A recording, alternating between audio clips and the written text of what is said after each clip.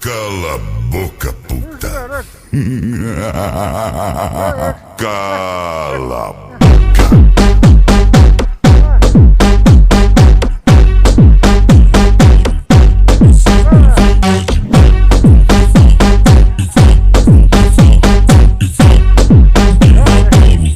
Essa novinha veio de longe pra brincar de casinha comigo, só que ela não imaginou que ia correr perigo. Pegou no início da tarde, foi embora só de manhã, brincando pra caralho, sapo perereque.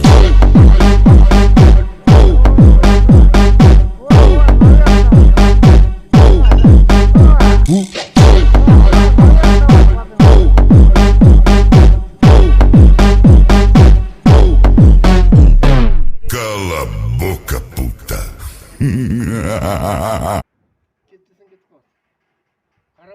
Чаго пропал, да?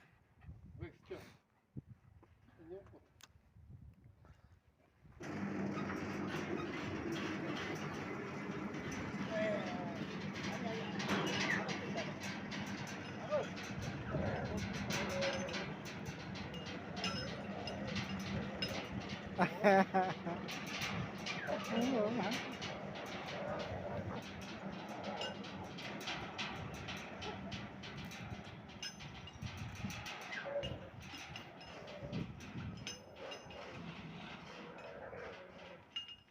ha.